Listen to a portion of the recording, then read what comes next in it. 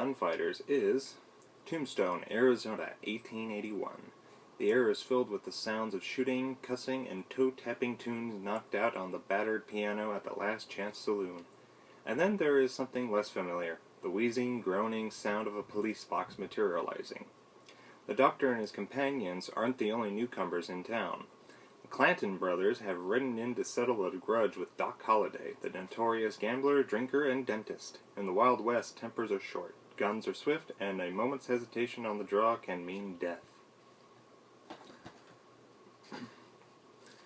From just watching the serial, the only thing wrong with it is that not much actually happens. Only the things leading to the cliffhangers at the end of the episodes and leading up to the battle at the OK Corral were the things that were actually happening and were tense. But between those, not much was actually happening.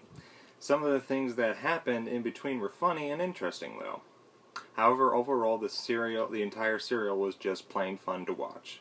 There were funny moments, some good gunfights, and a good story with a great set. I mean, seriously, the BBC did a great job with creating a Wild West set for the entire serial. It looked really good.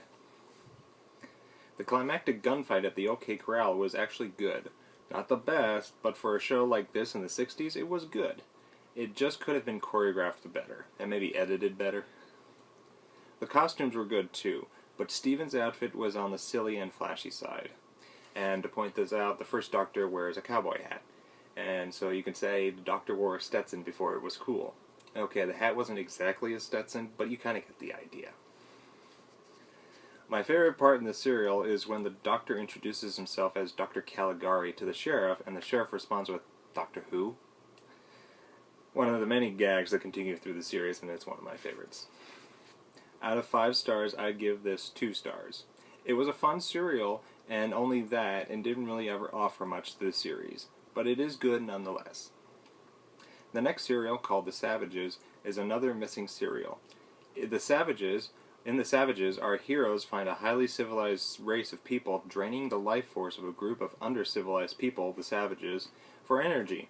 The Doctor, Dodo, and Stephen stop them, and a new civilization is created that is equal with the Savages and the highly civilized people. But the Doctor suggests to Stephen that he stay behind to mediate the new order. Stephen agrees to do this, and both Dodo and the Doctor give a fond farewell before leaving. When I read this on Wikipedia, I was kind of sad that Stephen left, because I liked Stephen a lot as a companion. He was a good replacement to Ian and Barbara, and he kind of had good strength about him. You know, he wasn't a macho guy, but he was kind of a soldier, and you could tell he can take a fight. You know, he can defend himself. He was also smart. You know, he can question the Doctor about certain things, not about, like I said, not about his leadership, but just question about certain things and, you know, understand it.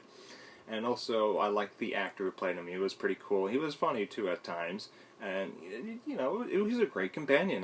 You know, even if the Doctor wasn't around, if we just had an episode of just Stephen or just the companions, Stephen could hold the show, and he could lead the scenes around, and he could just continue the series. Even if the Doctor just left, you could know he'd be fine, and he was very independent, but can still help other people. So I liked him.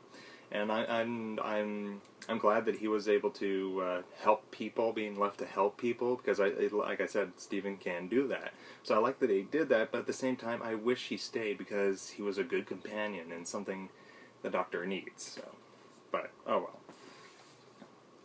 well. The Savages marks the first time a serial doesn't have a different title for each episodes. All the episodes in the serial of The Savages are titled The Savages, like Part 1, Part 2, Part 3, Part 4. And will continue, and this titling system will continue for the rest of the series.